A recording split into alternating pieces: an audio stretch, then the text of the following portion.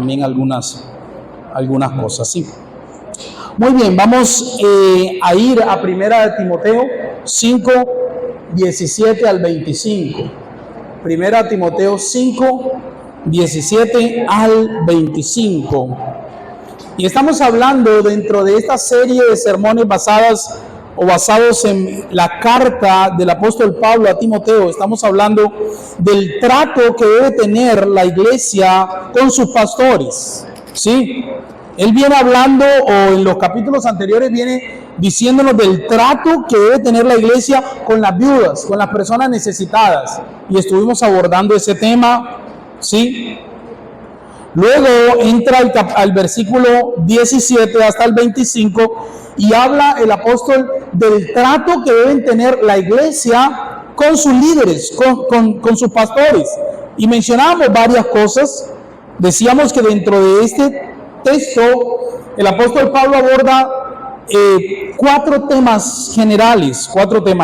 Aborda versículo 17 hasta el 18, habla del sostén económico de los pastores, y decíamos que bíblicamente, o el texto nos enseña que la iglesia debe procurar sostener a aquellos que se dedican o que trabajan en la predicación y en la enseñanza de la palabra de Dios.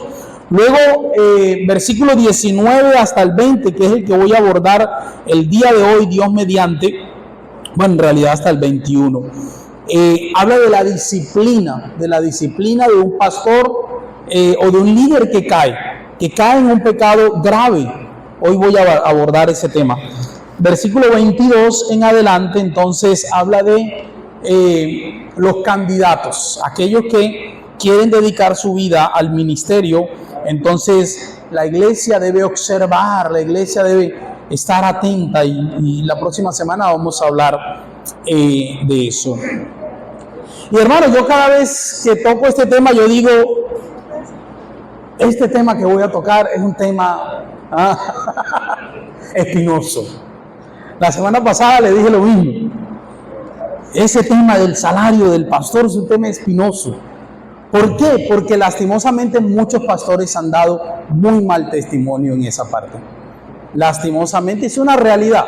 Muchos pastores han dado muy mal testimonio con el tema del dinero, y el manejo de esa parte, al punto en que para algunos no creyentes, entonces meten en la misma bolsa a todos, ¿cierto? Entonces, me acuerdo en cierta ocasión, cuando Verónica entró a la universidad, una de las amigas le preguntó, ¿y tu esposo qué hace? Y Verónica le dijo, bueno, él es pastor en una iglesia. Uy, entonces él tiene plata. Entonces Verónica le dijo, no, él es pastor de los pobres. Él es de los pobres, de los que no tienen plata. Y lastimosamente, y vuelvo y digo, tengo que ser sincero, lastimosamente el testimonio de muchos pastores alrededor de ese tema ha dañado, ¿sí? Ha dañado la visión que tienen algunos no creyentes del ministerio pastoral. Ha dañado, entonces tengo que ser sincero en ese tema. Y en el tema que voy a tocar hoy, hermano, yo creo que es hasta más álgido, más complicado que el tema del salario. Y tengo que reconocer también que el testimonio de muchos pastores que han dado con respecto a este punto que voy a abordar el día de hoy, ha dañado, sí, la concepción. Sí, uno escucha diariamente, escucha constantemente situaciones en el ministerio pastoral que duele, sí, pero no solamente duele, sino que daña a la iglesia. Realmente daña a la iglesia. Yo creo que la iglesia debe estar al tanto, y la intención mía de hoy es llevarlos a la reflexión, ¿sí?, de que cuando la iglesia no disciplina a un líder que está en pecado, motiva al resto de la iglesia a pecar. Ese es lo que yo quiero motivarles y animarles a través de las escrituras en esta mañana, ¿sí? En esta mañana. El día de hoy, hermanos, voy a tocar entonces un tema bastante importante, pero también delicado, el cual es la disciplina de un pastor que cae en pecado grave. ¿O qué debe hacer la iglesia frente a esa realidad? No debería ocurrir. Esa es la verdad. No debería ocurrir tal cosa. Sin embargo, estamos en un mundo, ¿sí? Y no solamente estamos en un mundo lejos del Señor, sino que tu corazón y mi corazón también es un corazón pecaminoso. Y el corazón del pastor también es un corazón pecaminoso. También es un corazón igualito al tuyo, hermanos. No hay nada, hermanos, en nosotros que nos haga inmune ante el pecado. Nada. Tú y yo somos necesitados de la gracia. Yo soy necesitado de la gracia de Dios, tal cual, igual que tú. Es más, yo diría que soy más necesitado de la gracia de Dios. Porque la Biblia dice que al que más se le da, más se le demanda. ¿Sí? Significa entonces que desde el punto de vista bíblico, hermanos, yo soy más necesitado de la gracia que ustedes. ¿Sí? Que ustedes. De hecho, el mismo apóstol Pablo dice algo parecido en una de sus cartas. Alrededor de eso. Dice algo parecido en una de sus cartas.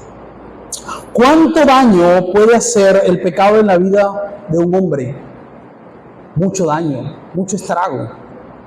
¿Cuánto daño puede hacer el pecado en la vida de una familia? Mucho estrago, mucho daño. ¿Y cuánto daño puede hacer el pecado en la vida del ministerio de un pastor? Mucho. ¿Y cuánto daño puede hacer el pecado de un pastor en una iglesia local? Mucho, mucho daño. El pecado causa estragos siempre. Y delante de Dios todos los pecados son graves, ya que son un acto de rebelión en contra de la autoridad de Dios. Todo pecado de toda persona es grave delante de Dios. Sin embargo, debemos tener en cuenta, hermanos, que en la práctica no es lo mismo el pecado de un hermano en la iglesia que el pecado de un líder, que el pecado de un pastor, que el pecado de un anciano. El pecado de un pastor tiene la capacidad de destruir una iglesia. El pecado de un pastor tiene la capacidad, hermanos, de dividir una iglesia. El pecado de un pastor tiene la capacidad de desmotivar toda la iglesia. Por eso necesitamos como pastores que oren por nosotros. Necesitamos una iglesia. Hoy en la mañana yo estaba repasando el sermón, orando. Regularmente los domingos yo me levanto a las 4 de la mañana. Estaba repasando el sermón, orando un poco. Y me encontré con una frase que colocó alguien a quien yo sigo en Facebook. Algunos hermanos vieron la frase y decía: ora por tu pastor. Porque no sabes si está tan atareado con el sermón, ¿sí? Aunque la frase apuntaba al sermón, pero yo creo que una de las cosas, hermanos, es que debemos orar por nuestros líderes, debemos orar por nuestros pastores, ¿sí? El mismo texto bíblico, aunque en un contexto un poco diferente, dice el texto: ataca al pastor y las ovejas van a ser dispersadas. Y esa es una realidad, hermanos, es una realidad. Todo pecado, o todos pecamos diariamente, pero el pecado grave de un pastor tiene potencialmente la capacidad de destruir toda una iglesia. En cierta ocasión estaba en grado 10º dándole una clase y trataba de hacer una historia de la Biblia. Y estaba explicándole la historia bíblica, desde el Génesis hasta Apocalipsis. Estaba explicándole. Cuando llegamos al tema de Éxodo, nosotros sabemos la historia. Dios llama a Moisés y le dice: Moisés, ve a sacar a mi pueblo para que me adoren en el desierto, ¿sí? Y dentro de eso está la promesa también de la tierra prometida, Pero resulta que en el camino, nosotros sabemos la historia.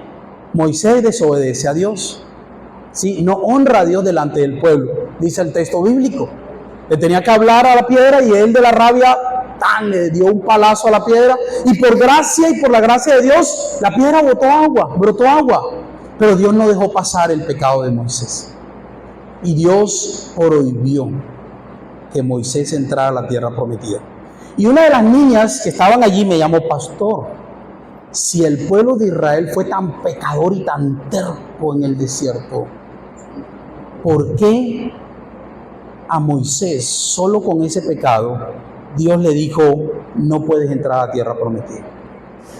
Yo dije, no, en realidad no había visto la cosa así. Yo le dije a ella: bueno, yo no había visto eso. O sea, realmente no había visto eso, pero es interesante lo que tú me estás preguntando. Yo voy a buscar, y en medio de mi búsqueda llegué a la conclusión de que Dios fue más severo con Moisés porque él era el líder. Dios fue más severo con Moisés porque él era el encargado de reflejar y de enseñar la palabra de Dios al pueblo. Y el texto dice que Moisés no honró a Dios delante del pueblo. Significa entonces, hermanos, que aunque todos los pecados son iguales delante de Dios, aunque todos los pecados son graves delante de Dios, Dios va a ser más severo con los pastores y con los líderes. Dios va a ser más severo, y creo que las Escrituras lo enseñan. Y hoy quiero mencionar 3 aspectos que el texto bíblico nos enseña con respecto a la disciplina de un líder, de un pastor, anciano, obispo. Acuérdense que es el mismo término, no significa lo mismo. Y hermano, lo primero que tenemos que decir, vamos a leer el texto, no lo he leído, versículo 19 hasta el 21 de Primera de Timoteo 5. Dice entonces el texto así. Bueno, alguien que me ayude leyéndolo. Contra un anciano no admitas acusación, sino con 2 o 3 testigos. A los que persisten en pecar, repréndelo delante de todos, para que los demás también teman. Te encarezco delante de Dios y del Señor Jesucristo y de sus ángeles escogidos, que guarden estas cosas sin prejuicio, no haciendo nada con parcialidad. Gracias, mi hermano. Hermano, lo primero que quiero compartir con ustedes alrededor de este texto es que la disciplina de un pastor y de un creyente también, ¿sí? Porque quiero aplicarlo también allá, debe estar basada en hechos y no solamente en rumores. Es que me dijeron que... No, o sea, debe estar basado en hechos. Al punto en que el apóstol Pablo dice, no admitas acusaciones contra un anciano, pero no está colocando un fuero, ¿sí? No está colocándole una inmunidad. No está diciendo que nunca puede ser acusado. Él está diciendo, a no ser. Otra versión dice, excepto.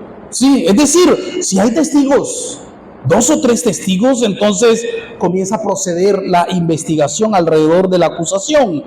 Contra un anciano no admitas acusaciones. La palabra, hermanos, traducida aquí como admitir, es la palabra que significa aceptar, recibir, acoger, dar la bienvenida. Y significa o tiene la intención de recibir y aceptar como cierto y como verdad algo antes de ser investigado. Eso es lo que Pablo le está diciendo a Timoteo. Es decir, Pablo le está diciendo a Timoteo, mira, frente a los ancianos van a haber muchas acusaciones, siempre va a haber acusaciones. Van a haber cosas, va a haber hermanos que se van a enojar por una decisión que se tomó. ¿Sí? Van a haber hermanos que van a decir esto y aquello. No lo recibas como cierto a menos que, ¿sí? A menos que haya 2 o 3 testigos. Y cuando haya 2 o 3 testigos, entonces comienza a investigar si es verdad lo que se está diciendo. De igual forma, la palabra acusación aquí significa cargo o acusaciones, y tiene que ver con aceptar algo como cierto sin antes ver las evidencias. El texto nos insta, hermanos, a tener cuidado con las acusaciones, con los rumores, con las difamaciones. De hecho, en Tito 1 dice, no difaméis a nadie. Una acusación o rumor puede arruinar el ministerio de un hombre. Una acusación o rumor. No debemos admitir, pero tampoco debemos dejar pasar por alto. Es lo que el texto nos dice. Como bien dice el dicho, cuando el río suena, piedras lleva. El dicho dice así, la Biblia no, el dicho. Y quiero mencionar. Miren lo que dice Levíticos 19:16. Levíticos 19:16. Dice Levíticos 19:16. Un texto que lo leímos hace algunas semanas acá. Y en la vida de la iglesia Hay pecados que se convierten en pecados consentidos. Hay pecados que se convierten en pecados respetables. Hay pecados que nosotros intencionalmente o sin la intención le quitamos la carga de pecado y como que permitimos ciertas cosas. Y hermano, uno de esos pecados es el chisme. Uno de esos pecados que permitimos en la iglesia, que no corregimos, que no disciplinamos, es el chisme. Te voy a contar algo, pero no le digas nada a nadie. Es un secreto, no le digas nada a nadie. Ya es un chisme. Si tú me estás pidiendo que no le diga nada a nadie, o sea, es un chisme. Es un chisme. Miren cómo dice 19:16. Versículo Levítico 19:16. No andarás ¿de qué? Bueno, algunos dicen calumniador. Otras versiones dicen no andarás chismeando, hermano, entre tu pueblo. Y es interesante porque fíjense lo que viene después enseguida. No harás nada contra la vida de tu prójimo. Cuando chismeamos, estamos actuando contra la vida de nuestro prójimo. Estamos actuando contra la vida de nuestro hermano. Y no solamente el texto nos habla de no chismear, es decir, yo decirlo, sino también yo escucharlo. Miren cómo dice el Salmo 15, y más adelante vamos a leer otros textos que nos hablan también de eso. Salmo 15, versículo 3. Salmo 15, versículo 3. Salmo 15, versículo 3 dice, el que no, bueno, el Salmo comienza con una pregunta, dice, Señor, ¿quién habitará en tu tabernáculo? ¿Quién morará en tu santo monte? Y luego en el versículo 3 dice, el que no calumnia con su lengua, no hace mal a su prójimo, ni toma reproche contra su amigo. ¿Sí? Otra versión dice que no admite reproche contra su hermano, dice otras versiones. Es decir, hermanos, no es simplemente pecado chismear, también es pecado prestar mi oído al chisme. También es pecado. Yo no dije nada, pero me quedé escuchando. También es pecado, hermano. ¿Sí? Es pecado. Yo me quedé callado, pero ahí. Acuérdense que el otro día leíamos un texto que decía eso, que el chisme es como un dulce al paladar. Te voy a contar la última y uno se queda ahí enseguida. ¿Qué es la última? ¿Qué es la última? Sí, porque el chisme así es, hermano. Pero miren lo que dice el texto. Ni toma reproche contra su amigo. Si me vienes a hablar mal tú tienes que cortar eso. Tú tienes que cortar eso. Si un hermano se acerca, es que yo vi a Perencejito en tal lugar, enseguida dice, espérate un momento, vamos a llamar a Perencejito. De una. No, pastor, no lo haga. Entonces me estás haciendo que yo peque. Me estás metiendo a mí el chisme y me estás haciendo que yo peque. Es lo que dice el texto. Dios no tolera el chisme. Un chisme es toda información negativa de alguien dicha a quien no se le debe decir. Esa es la realidad. Aunque el apóstol Pablo le dice a Timoteo, no admitas acusaciones, chismes, murmuraciones, rumores. No cierra la posibilidad de admitir una acusación. Es decir, los pastores y ancianos de la iglesia local no tienen una inmunidad. Pablo le da indicaciones a Timoteo, ¿sí?, de cuándo admitir una acusación contra un anciano. ¿Y cuál es la indicación que le da? Ahí mismo en el texto, en Timoteo lo dice. ¿Cuándo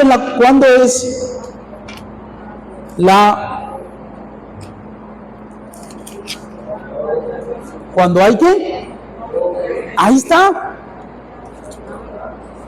Cuando hay 2 o 3 testigos, Pablo está tomando un elemento del Antiguo Testamento y él lo está aplicando acá. Una norma que encontramos en el Antiguo Testamento. ¿Dónde encontramos eso? Deuteronomio 19:15. Miren cómo dice Deuteronomio 19:15. Deuteronomio 19:15. Dice así: no se levantará un solo testigo contra un hombre para cualquier iniquidad o por cualquier pecado que haya cometido.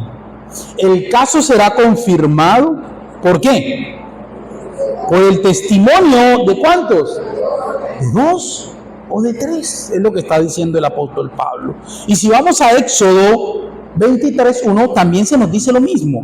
Y aunque el texto de Timoteo está hablando de pastores y líderes, yo creo que eso lo debemos aplicar y lo podemos aplicar a toda la iglesia. A toda la iglesia lo podemos aplicar, ¿sí? No, versículo 23, Éxodo 23:1, no propagarás falso ¿qué? Falso rumor. No te concertarás con el impío para ser testigo falso. ¿Sí? Es lo que está diciendo el texto. No propagarás falsos rumores. ¿Cuántos de ustedes han jugado en alguna ocasión ese famoso juego del teléfono roto? Que uno le dice un mensaje aquí a uno y hay 20 personas o 15 personas. Y este le dice el mensaje a este, y este le dice el mensaje a este, y el último, entonces dice, totalmente distorsionado, totalmente distorsionado. Eso ocurre, hermano, con los rumores. Eso ocurre con los chismes. Sí, eso ocurre. Aquí se escucha aquí, de aquí se pasa aquí, de aquí se pasa aquí, y cuando llega donde la persona que debía llegar, llegó totalmente distorsionado. Totalmente distorsionado, ¿sí? Pablo reconoce el peligro de la murmuración y del chisme y le da a Timoteo una indicación del Antiguo Testamento y lo aplica a este caso. Si hay 2 o 3 testigos, procede con la investigación. El pastor, hermanos, es una figura pública dentro de la iglesia. Es más, yo me atrevería a decir que las personas, nosotros somos una iglesia pequeña, y yo doy gracias a Dios también porque somos una iglesia pequeña, pero yo me atrevería a decir que las personas más conocidas en una iglesia local es el pastor y los de alabanza. ¿Sí? Ellos son los más conocidos. El que se coloca allá al frente a enseñar y los que están allá cantando. Son los más conocidos. ¿Sí? El pastor es una figura pública dentro de la iglesia y fácilmente será acusado de situaciones, algunas graves y otras de pronto no tan graves. Timoteo debe ser muy cuidadoso cuando esto suceda. ¿Sí? Santiago 3:5 nos habla de esto. Miren cómo dice Santiago 3:5. Santiago, hablando de la lengua, Santiago 3:5 dice, así también la lengua es un miembro ¿qué? Y sin embargo se jacta de grandes cosas. Pues qué gran bosque se enciende con tan gran pequeño fuego. El peligro de la lengua. Santiago 3:5 es un comentario, o hace un comentario, ¿sí? O una acusación falsa dicha en contra de alguien puede causar un gran fuego. Puede causar un gran fuego, ¿sí? Una situación mucho más complicada. ¿Cuántos de ustedes acá se han leído el libro de 100 años de soledad? No. El de Gabriel García Márquez. Crónicas de una muerte anunciada. El pobre hombre terminó muerto por los 2 hermanos de esta muchacha. ¿Por qué? Por un falso testimonio. En realidad no fue él, fue un falso testimonio, y como él era el muchacho del pueblo, el buena gente, como uno diría, de pronto ellos no van a hacer nada. Y la historia trágica, ¿cierto? Una historia trágica allí. Todo lo que puede provocar un falso testimonio, todo lo que puede provocar un chisme, todo lo que puede provocar una acusación falsa, Lo segundo, hermanos, que quiero mencionar en primera Timoteo es que la disciplina de un pastor y de todo creyente, vuelvo y digo, y de todo creyente, debe hacerse públicamente en caso de que éste no se arrepienta y persista en su pecado. Ojo, en caso de que éste no se arrepienta y persista en su pecado. Dice el texto, delante de la iglesia, hermanos, los pecados de un pastor o anciano no deben ser pasados por alto. Si los ancianos pecan impunemente, la iglesia va a creer que el pecado no es muy grave y se va a sentir motivada también a pecar igualmente. Las escrituras, hermanos, nos advierten del pecado de tomar o del peligro de tomar el pecado con ligereza. Debemos, hermanos, tomarlo con seriedad. Miren cómo dice Mateo. Vamos a leer varios pasajes. Mateo 18, ¿sí? Mateo 18, el texto dice, si tu hermano peca contra ti, ve tú y él estando. Mateo 18, exactamente el versículo 15, así es, gracias mi hermano. Si tu hermano peca, ojo, pecado, ¿sí? Comprobado. No es un simple chisme, no es un simple rumor, pecado comprobado. Ve, ¿y qué debes hacer tú? Repréndelo, corrígelo. En primera instancia, ¿cómo debe ser? A solas. En primera instancia, a solas. Si te escucha, has ganado a tu hermano. Es más, si el hermano se arrepiente de su pecado y se aleja de él, ¿qué debemos hacer? Ir y luego llevarlo a la secretaria. Carolina, ora por no sé quiéncito. Ya yo hablé con... No, déjalo allí, ya. Si el hermano se arrepintió de su pecado y se alejó de él, tú no tienes permiso de comentarlo.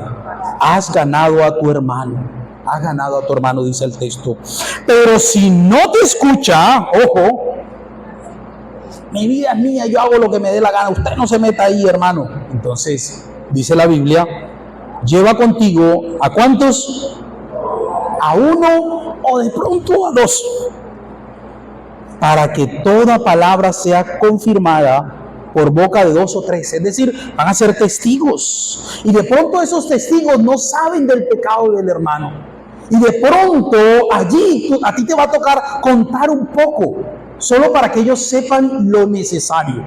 Mira, yo vi al hermano haciendo esto, ya yo fui a hablar con el hermano y el hermano persiste en su pecado. ¿Tú me puedes acompañar? No para acribillarlo, no, para orar por él, pero también para hacerlo ver que está actuando mal, que debe arrepentirse, ¿sí? Es eso más o menos lo que tiene que hacer. Y dice, y si rehúsa escucharlo, entonces dilo, ¿a quién es? A la iglesia, ¿sí? Ahí sí, dilo a toda la iglesia. Solamente una vez vi eso en Cali. El pastor se levantó delante de la iglesia en un servicio y dijo, hermanos, el hermano tal está haciendo esto y esto. Ya yo fui a hablar con él, ya fuimos los ancianos a hablar con él y él no quiere arrepentirse de su pecado. Lo estamos informando a la iglesia para que no se comuniquen ni tengan comunión con el hermano. Eso se sintió horrible. Pero es lo que la Biblia enseña. O sea, eso es como un salvavidas ahí sí, a la fuerza. Sí, ya hemos hecho el paso y uno intenta todavía sacarlo del pecado en que el hermano está. Sí. Seguimos y dice, y si también rehúsa escuchar a la iglesia, entonces ahora la iglesia va a orar por él. Y si un hermano se lo encuentra en la calle, entonces no solamente va a preguntarle por su familia, sino que va a decirle, hermano, usted debe alejarse de lo que está haciendo, hermano. Sí.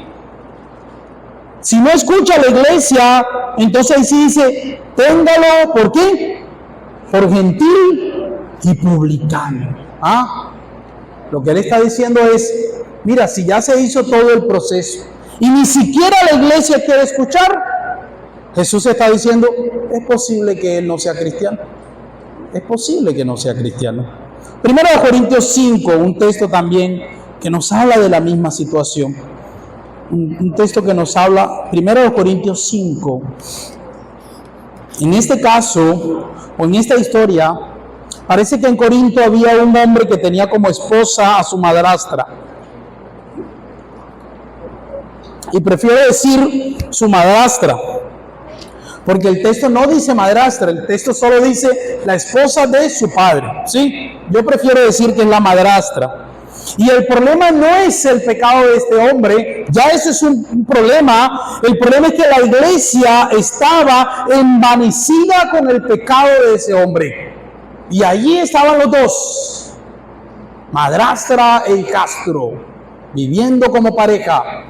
Y la iglesia, ¡ay, qué bueno, qué hermoso! Estaban envanecidos y no hacían nada, no actuaban, no corregían, no disciplinaban el pecado. Y 1 Corintios 5 dice: en efecto se oye que entre ustedes hay inmoralidad, y una inmoralidad tal como no se existe ni siquiera entre los gentiles, al extremo de que alguien tiene la mujer de su padre. Y ustedes se han vuelto arrogantes, en lugar de haberse entristecido por el pecado de ese hombre, para que el que de entre ustedes ha cometido esta acción fuera realmente expulsado de medio de ustedes.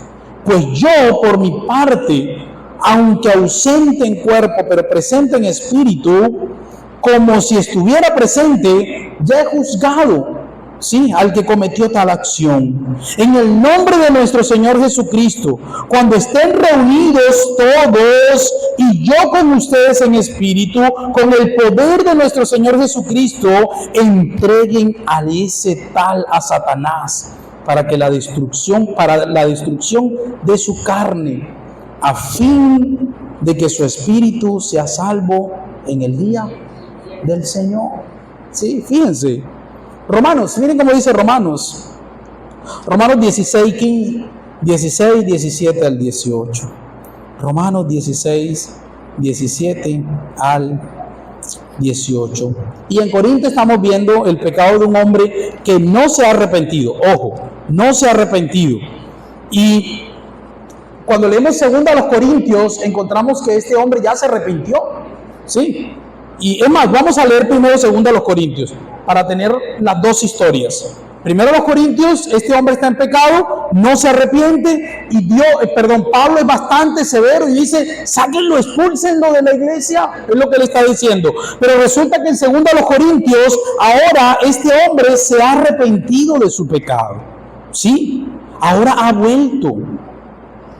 Versículo 2. Esperen allí y busco bien dónde fue que lo anoté. 2 Corintios capítulo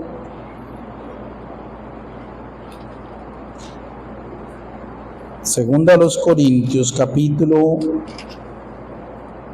Ese es el problema cuando uno cambia de Biblia. Sí, la Biblia viejita uno sabe dónde están. Uno sabe dónde están los versículos. Cuando uno cambia de Biblia se le pierden. Uno no lo consigue. 2 Corintios, ¿cómo? 5. También es 5.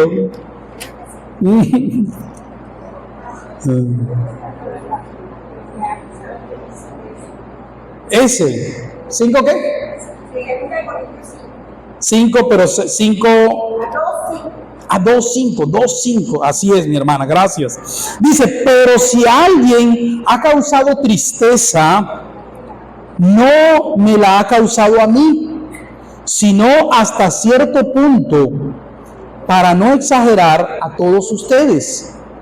Es suficiente para tal persona, está hablando del hombre de 1 Corintios, es suficiente para tal persona este castigo que le fue impuesto por la mayoría. Lo pusieron en disciplina por su pecado.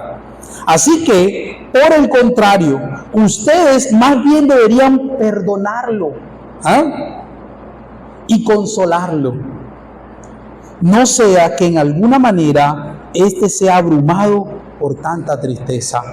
La mayoría de los comentaristas y estudiosos dicen que Pablo allí está haciendo referencia a ese hombre de 1 Corintios 5. Le aplicaron la disciplina bíblicamente, tocó expulsarlo de la iglesia a causa de su pecado, porque no se arrepentía de su pecado, pero el proceso de disciplina lo llevó arrepentirse y volvió a la iglesia.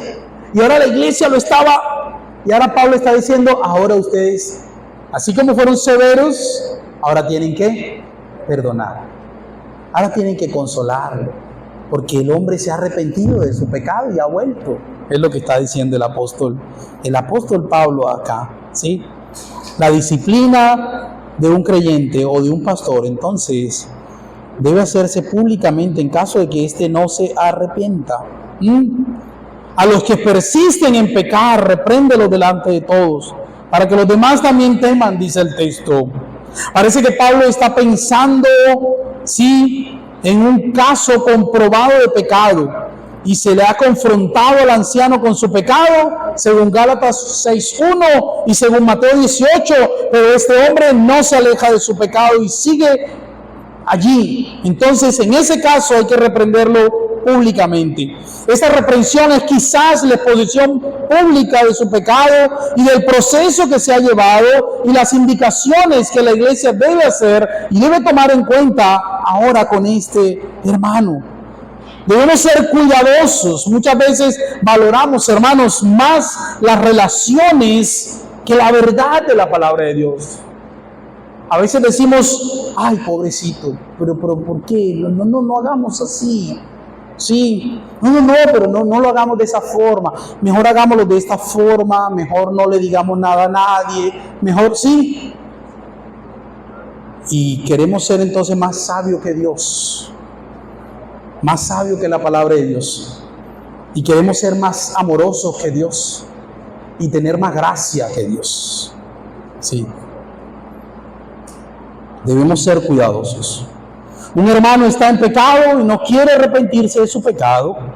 Y a pesar de eso, nosotros seguimos entonces teniendo comunión con él. Y hasta no le tocamos el tema.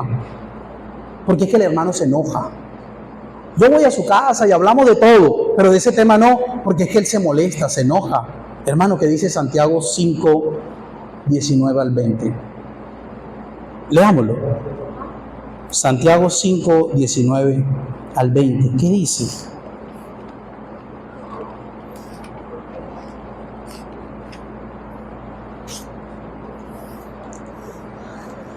Por tanto, confiésense sus pecados unos a otros y oren unos por otros para que sean sanados.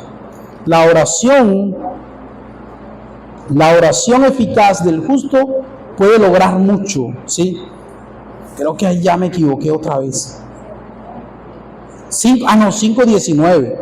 5:19, estaba leyendo el que no era. Hermanos míos, si alguien de entre ustedes se extravía de la verdad y alguien le hace volver, sepa que el que hace volver a un pecador del error de su camino, salvará ¿qué cosa? Su alma de muerte y cubrirá multitud de pecados. A veces nosotros, hermanos que están en pecado abiertamente, hermanos que no quieren arrepentirse de su pecado, entonces nosotros seguimos teniendo comunión con él, seguimos hablando con él, lo visitamos, pero no le tocamos el tema. Porque se enoja, porque se molesta, porque él me va a dejar de hablar. Entonces yo no abordo ese tema con él. Hermano, ¿significa que estás amando más al hermano que a la verdad de la palabra de Dios? ¿Sí? ¿Significa eso? Significa que Santiago 19 al 20, si tú haces volver a un pecador de su mal camino, lo estás evitando y arrancándolo del camino de destrucción, ¿eso para ti no es importante? Entonces, el Nuevo Testamento cita un caso, hermano, entre Pablo y Pedro. Mira lo que dice Gálatas 6, 2 al 11. Gálatas 6, 2 al 11. Pablo y Pedro. ¿Quién era Pedro? Un apóstol. Un apóstol.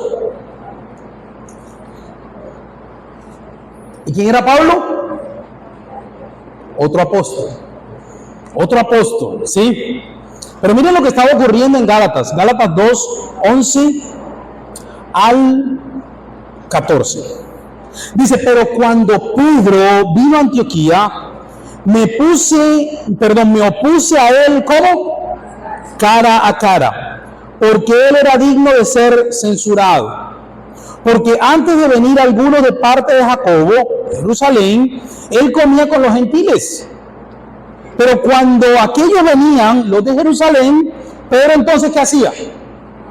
Empezaba a retraerse, empezaba a apartarse, porque temía a los de la circuncisión. Y el resto de los judíos se le unió a su hipocresía, de tal manera que aún hasta Bernabé fue arrastrado por la hipocresía de ellos. Fíjense lo que está pasando aquí. ¿La conducta de Pedro era una conducta pecaminosa? Claro, obvio.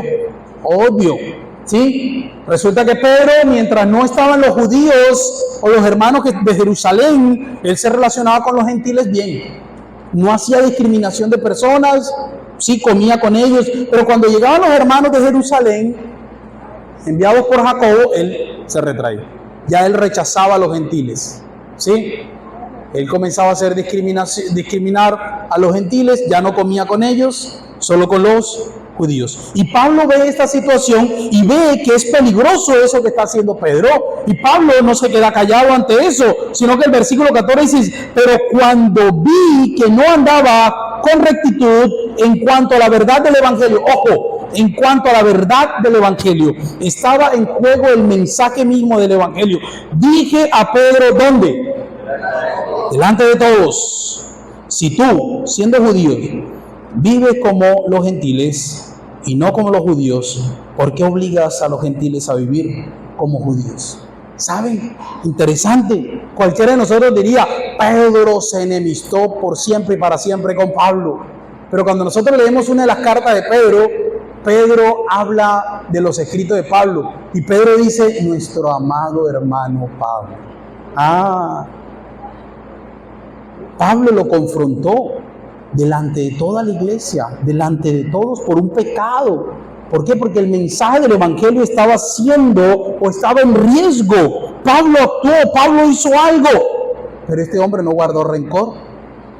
Él corrigió su mal proceder, se apartó de su pecado y no guardó rencor contra Pablo, al punto en que me parece que es primera de Pedro, donde Pedro dice y habla de nuestro amado hermano Pablo y de algunos escritos de él que son un poco complicados de conocer. Entonces el mismo Pedro leía las cartas de Pablo.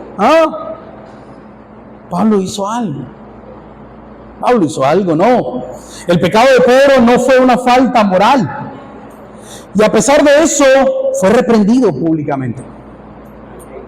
Cuando es una falta moral, el anciano debe ser retirado de su cargo de inmediato, y bíblicamente no podrá ejercer más el pastorado. ¿Puede ser restaurado? Claro que sí. ¿Puede ser restaurado en su relación con la iglesia? Claro que sí.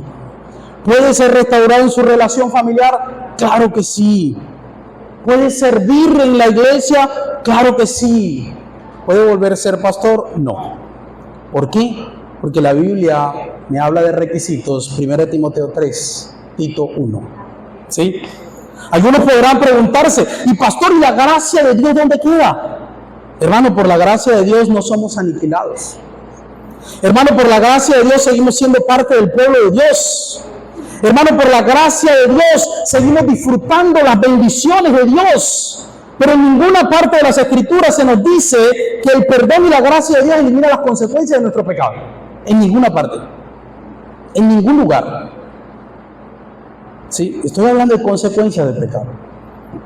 El error de muchos es que quieren ser más amorosos que Dios y terminamos validando aquello que Dios no valida y terminamos participando en pecados ajenos, como dice 1 Timoteo 5. El manejo que le demos a esto servirá como ejemplo a los demás, dice el texto, y a la iglesia misma. Cuando el pecado no arrepentido no es disciplinado, se está animando a toda la iglesia a pecar. Se está animando a toda la iglesia a pecar. Y con esto termino. La disciplina de un pastor y de todo creyente debe hacerse sin prejuicio y sin ¿Cómo dice el texto? Sin parcialidad. Te encarezco delante de Dios y del Señor Jesucristo y de sus ángeles escogidos, que guardes estas cosas, ¿de qué forma? Sin prejuicio, no haciendo nada con parcialidad. Hermanos, Pablo quiere que Timoteo vea la seriedad de lo que está tratando. Dice, te encarezco. Significa declarar solemnemente, significa enfáticamente, acusar bajo juramento solemne, advertir, avisar. Es lo que está diciendo Pablo a Timoteo. Mira, yo te encarezco delante de Dios Padre, delante de Dios Hijos y delante de todos sus ángeles, que tú tengas en cuenta esto y que cuando lo vayas a hacer no lo hagas con prejuicio ni con parcialidad. Es lo que está diciendo el apóstol Pablo. Nada más y nada menos. Está llamando a Dios mismo como testigo. Es lo que está haciendo Pablo. Hermano, Pablo está diciendo, esto es serio, Timoteo. Pablo está colocando a Dios Padre, a Dios Hijo y a los ángeles escogidos como testimonio de lo que él le está diciendo a Timoteo. Pablo quiere que Timoteo sienta la carga de la responsabilidad que tiene. Lo que Pablo le está diciendo a Timoteo es, Dios mismo y sus ángeles están siendo testigos si cumples estas indicaciones o no. Era una gran responsabilidad. Evidentemente Pablo está pensando en el juicio. Es decir, Dios por medio de Jesucristo te juzgará. Es lo que Pablo le está diciendo a Timoteo. Pablo cita a los ángeles escogidos, los cuales son diferentes a los ángeles que se perdieron según Judas 6. Estos ángeles escogidos son aquellos que Dios soberanamente les dio su gracia de permanecer. Fueron escogidos por Dios para permanecer fieles. Y en 1 Corintios 11:9, una vez más se nos habla de los ángeles. Miren cómo dice 1 Corintios 11:9. Hemos dicho aquí que cuando nos congregamos, según Hebreos, es Dios quien nos invita a congregarnos. Hemos dicho aquí que cuando nos congregamos, Dios está presente y Dios está en la audiencia. Él es la audiencia más importante. Y ahora el texto dice que cuando nos congregamos, los ángeles son testigos de lo que estamos haciendo como iglesia y desearían hacerlo, pero no pueden. ¿Sí? Desearían tener la misión de comunicar el evangelio, pero no pueden. ¿Sí? Porque fue dado a la iglesia. Sí, desearían estar, pero no pueden. Son testigos de lo que la iglesia está haciendo, y no solamente son testigos de lo que la iglesia está haciendo, sino que según Efesios, los ángeles aprenden de la multiforme gracia de Dios al ver la iglesia. ¿Sí? Los ángeles aprenden de la multiforme gracia de Dios al ver la iglesia. Al ver la iglesia. Miren cómo dice 1 Corintios 11:9. 1 Corintios 11:9 dice así: en verdad el hombre no fue creado a causa de la mujer, sino la mujer a causa del hombre. Por tanto, la mujer debe tener ¿qué? Un símbolo de autoridad sobre la cabeza. ¿Por qué? Por causa de los ángeles. Los mismos que cita 1 Timoteo Pablo cuando dice delante de los ángeles. Hermano, se cita aquí a los ángeles como encargados o testigos del orden, no solo del mundo, sino del culto mismo, de la reunión de la iglesia. Los ángeles son testigos de lo que Dios hace en la iglesia, de lo que se hace en el culto. Los ángeles aprenden de la multiforme gracia de Dios al observar la iglesia. Efesios 3:9, miren cómo dice Efesios 3:9. Y doy un tip. La Biblia en ninguna parte dice que los ángeles son seres alados. En ninguna parte la Biblia me presenta a ángeles con alitas volando. En ninguna parte. Siempre me habla de ángeles como seres humanos. No seres humanos, sino forma de seres humanos. Siempre. Cuando llegan donde Abraham, Dios con 2 hombres serán ángeles. Sí, cuando en la resurrección de Jesús estaban allí dos hombres vestidos de blanco, eran ángeles, sí. O sea, la Biblia no menciona ángeles con alas. Otra cosa son los arcángeles, otra cosa son los querubines. Ahí sí es otra cosa, ¿sí? Ahí sí es otra cosa. Algunos estaban diciendo, pastor, pero sí, Isaías dice, ojo, ángeles.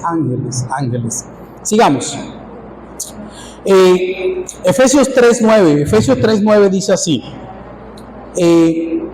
Dice, y sacar a la luz cuál es la dispensación del ministerio que por los siglos ha estado oculto en Dios, creados. ¿Qué fue lo que me pasó? ¿Será que yo estaba dormido aquí cuando estaba escribiendo esto? Pero dice el texto que las potestades y principados aprenden y ven la multiforme gracia de Dios. Acre 10. Ahora sí, creo que estaba dormido. De este modo, la infinita sabiduría de Dios puede ser dada a conocer ahora por medio de la iglesia. ¿A quiénes? A los principados y potestades en los lugares celestiales. ¿Sí? Dios el Padre, Dios el Hijo y sus ángeles están contemplando, hermano, todo lo que hace la iglesia cuando se reúne. Dios está allí, los ángeles están contemplando. ¿Sí? ¿Cuáles son los dos aspectos que se deben evitar según este pasaje de Timoteo? Cuando Timoteo esté haciendo eso, ¿qué debe evitar? El prejuicio. ¿Prejuicio qué es? Juzgar apresuradamente, estar en contra sin oír y sin investigar. ¿Y parcialidad qué es? Es todo lo contrario. Tiene que ver con el favoritismo. Es defender o estar a favor de alguien sin antes escuchar y sin antes investigar. Entonces Pablo le está diciendo, mira, trata y procura ser objetivo. No seas prejuicioso, pero tampoco no te parcialices, ¿sí? Y nos podemos parcializar por muchas cosas. Podemos tomar partido. ¿Por qué? Porque es mi familiar, por aprecio, por amistad, por una serie de aspectos. Pablo le dice a Timoteo que no se deje llevar por situaciones subjetivas a la hora de tratar el pecado de un líder, el pecado de un pastor, de un anciano. Hacer esto es terminar parcializándose, ¿sí? Conclusión. Debemos tener cuidado con el uso de la lengua, hermanos. Nuestra madurez se ve en la manera en que usamos nuestra lengua. Debemos tener mucho cuidado con el uso de la lengua. La lengua puede producir grandes fuegos y tormentas. Podemos destruir la vida de alguien a través de nuestra lengua. Podemos destruir la vida de otros a través de nuestra lengua. No permitamos el pecado del chisme. No consintamos ese pecado, hermano, porque nos hace mucho daño. Si tú ves a un hermano que está actuando de una manera si no bíblica, si está actuando, está haciendo algo que no está bien, llámalo aparte y habla con él, ¿sí? Como dice Mateo 18. Y hazlo con humildad y con mansedumbre, como dice Gálatas 1, porque posiblemente a la vuelta de la esquina tú puedes estar en esa misma situación. Gálatas 6:1 nos dice eso, ¿sí? Entonces, hermanos, no permitamos el chisme, no permitamos la murmuración, no permitamos eso. ¿Por qué? Porque eso también es pecado. Eso no significa que hay ocasiones donde hay pecado realmente y se debe abordar y se debe hacer algo. Debemos tener cuidado con la reputación de los siervos del Señor. La historia de María en el Antiguo Testamento nos ilustra eso. Gracias a Dios que no estamos en el Antiguo Testamento. Muchos de nosotros estaríamos llenos de lepra ahorita. Vuelvo y digo, eso no significa que los pastores tienen inmunidad, ¿sí? Y que si están haciendo algo malo o algo incorrecto bíblicamente, entonces no se puede reprender, no se puede disciplinar, no se puede llamar a rendir cuentas. No, sí se puede hacer, la Biblia lo dice, pero debemos tener mucho cuidado con la reputación de los líderes. Si el pastor está cometiendo algún pecado, ¿sí?, que le descalifica para su ministerio, se debe seguir entonces lo que dice Mateo 18 y se debe hacer con la actitud que dice Gálatas 6. No debemos escuchar lo que no nos concierne. No debemos prestar el oído, sí, a chismes, a murmuraciones, porque el chisme es pecado, pero prestar el oído también es pecado. Ambas cosas son pecado. Chismear es pecado. Y prestar el oído al chisme también es pecado. No prestes su oído al chisme. El problema es que cuando uno presta el oído al chisme, uno se llena de prejuicio y se parcializa. Se parcializa inmediatamente, ¿no? Entonces no prestes su oído al chisme, hermanos. El pecado debe ser visto como algo muy serio, y mucho más cuando es en la vida de un pastor, cuando es en la vida de un líder. Por eso necesitamos una iglesia que ore por los líderes, sí, que ore por ellos. Cuando la iglesia no disciplina a un líder no arrepentido por su pecado, sí, de manera indirecta está motivando a toda la iglesia a pecar. De manera indirecta está motivando a toda la iglesia a pecar. Cuando nosotros no disciplinamos, sí, un pecado, ojo, no arrepentido, sí, no arrepentido. Cuando le dejamos pasar el pecado a los líderes porque X o Y, estamos motivando a toda la iglesia a que peque también. Estamos motivando a toda la iglesia a que peque. No admitas acusaciones, como dice el texto, sí, a no ser. Oramos y damos gracias al Señor por su palabra, y damos gracias a Dios porque Él es bueno y porque Él es fiel. Señor, te damos gracias, Dios. Te damos gracias porque tú has sido bueno, Señor, con nosotros, Dios. Y Padre, a través de estos textos, Señor, que a veces son duros, Padre, podemos, Señor, recordar que necesitamos de tu gracia, Señor. Que Dios, lo único, Señor, que nos puede mantener firmes es tu gracia. Ninguno de nosotros está exento, Señor, de verse en una situación, Señor, de pecado, Dios.